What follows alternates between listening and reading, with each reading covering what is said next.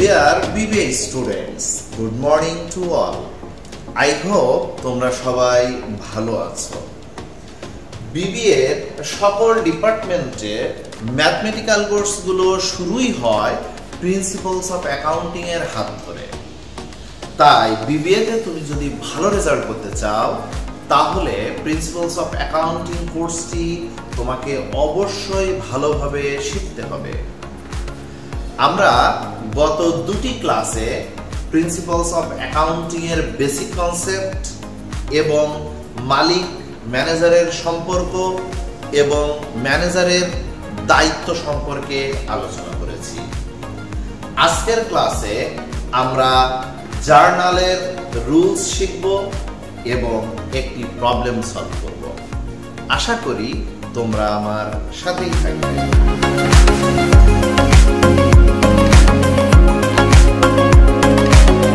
General জার্নালের problem solve করার আগে আমাদের জার্নালের রুলস সম্পর্কে আলোচনা করতে হবে।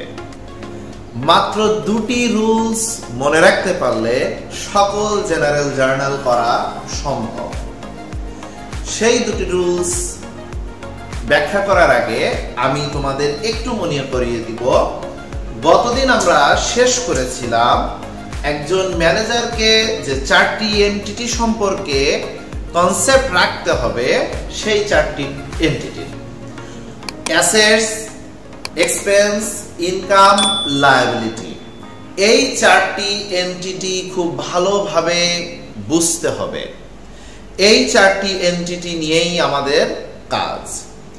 প্রথম দুটি এন্টিটির একটি রুলস এবং পরের দুটি এন্টিটির আরেকটি রুলস। আমরা প্রথম দুটি এন্টিটির রুলসটি এখন দেখব। আমরা দেখলাম মিস রিয়া ইয়ামাহা কোম্পানির ম্যানেজার। চারটি এন্টিটির প্রথম দুটি এন্টিটি নিয়ে যে রুলসটা আমি সেটা এখন ব্যাখ্যা করব। প্রথম দুটি এন্টিটি ছিল অ্যাসেটস এবং এক্সপেন্স। এই দুটি প্রতিষ্ঠানের সাথে কিভাবে সম্পর্কিত?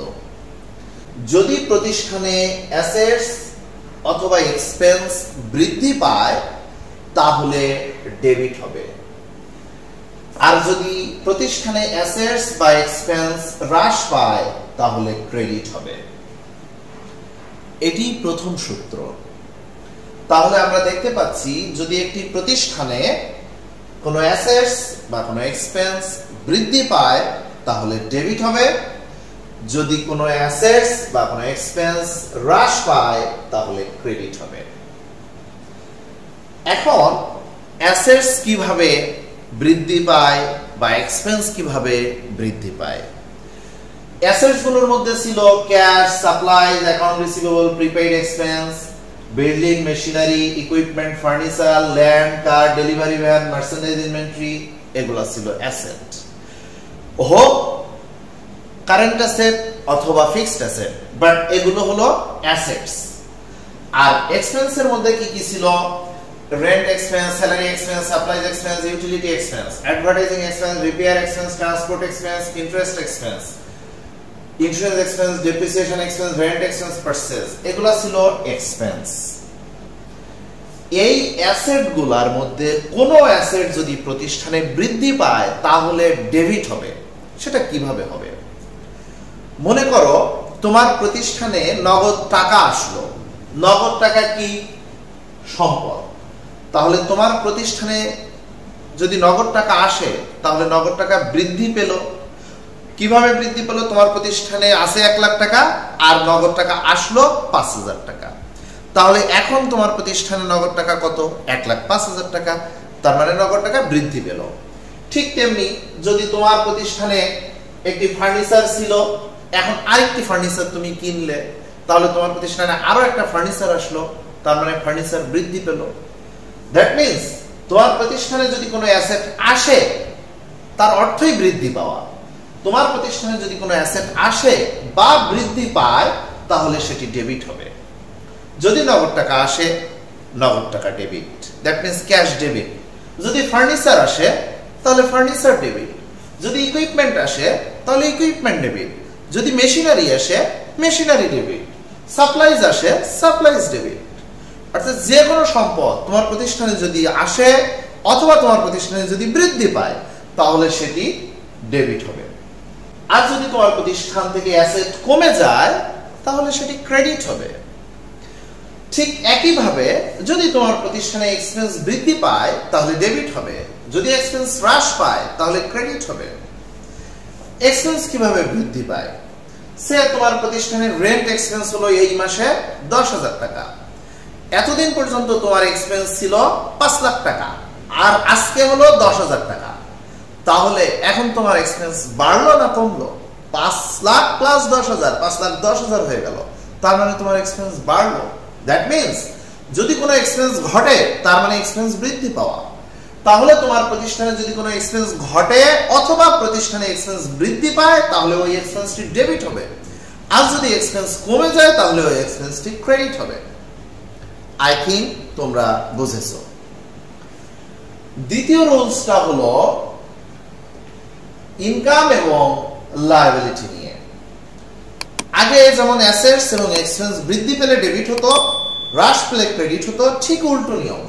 ইনকাম এবং লায়াবিলিটি যদি বৃদ্ধি পায় তাহলে ক্রেডিট হবে, যদি হ্রাস পায় তাহলে ডেবিট হবে। ইনকামের মধ্যে কি কি আছে? Sales, commission, interest income, service revenue. লায়াবিলিটির মধ্যে কি কি আছে? Capital, notes payable, accounts payable, unearned revenue. So আমার প্রতিষ্ঠানে যদি কোনো ইনকাম ঘটে বা বৃদ্ধি পায় তাহলে ক্রেডিট হবে, আর যদি আমার প্রতিষ্ঠানের ইনকাম হ্রাস পায় তাহলে ডেবিট হবে। ইনকাম ঘটে কিভাবে? আমি বিক্রি করলাম আমার পণ্য, সেলস করলাম, তাহলে বিক্রি করলে আয় হয়, সুতরাং ওই সেলসটা ক্রেডিট হলো। আমি সার্ভিস দিলাম অন্য কোনো প্রতিষ্ঠানকে, যদি সার্ভিস প্রদান করি তাহলে এটা আমার আয় হলো, তাহলে ওই সার্ভিস রেভিনিউটা বাড়লো, বৃদ্ধি পেল, দ্যাট মিন্স ক্রেডিট হলো। আমি যদি কোনো ব্যাংকে ইনভেস্টমেন্টের উপরে সুদ পাই তাহলে ওই ইন্টারেস্টটা আমার জন্য ইনকাম, তখন ওই ইন্টারেস্ট ইনকামটা বৃদ্ধি পেল, দ্যাট মিন্স ওই ইন্টারেস্ট ইনকামটা ক্রেডিট হবে। ঠিক এভাবে আমরা লায়াবিলিটির ক্ষেত্রেও বলতে পারি। লায়াবিলিটি মানে দায়, যদি আমার কোনো দায় বাড়ে তাহলে সেই দায়টা ক্রেডিট হবে। এটা কিভাবে হয়? আমি যদি দোকান থেকে বাকিতে 100 টাকার পণ্য কিনি তাহলে আমার একটা দায় বাড়লো, ওই টাকাটা আমাকে পরিশোধ করতে হবে, তখন ওই দায়টা ক্রেডিট হবে। দ্যাট মিন্স আমার একটা দায় বাড়লো, দায়টা ক্রেডিট হবে। যদি মালিক কোনো অর্থ আমার প্রতিষ্ঠানে বিনিয়োগ করে তাহলে মালিকের বিনিয়োগ আমার কাছে ক্যাপিটাল। সো ওই ক্যাপিটালটা আমার মাথার উপরে একটা বোঝা, কারণ আমার ওই ক্যাপিটালটা মালিককে আবার ফেরত দিতে হবে। সো এই ক্যাপিটালটা প্রতিষ্ঠানের জন্য দায়, কারণ লায়াবিলিটি বাড়ছে, লায়াবিলিটি বৃদ্ধি পেলে ক্রেডিট হয়। যদি আনআর্নড রেভিনিউ হয় কখনো, অর্থাৎ আমি সেবা দেওয়ার আগেই টাকা নিয়েছি, এরকম ঘটনা ঘটে, তাহলে আমাকে ভবিষ্যতে সেবা দিতে হবে এরকম একটা দায়বদ্ধতা তৈরি হয়। ওই দায়বদ্ধতাটা হলো দায়, আর দায় বৃদ্ধি পাওয়া অর্থ আনআর্নড রেভিনিউটা ক্রেডিট হবে। আই হোপ তোমরা সবাই বুঝতে পেরেছো।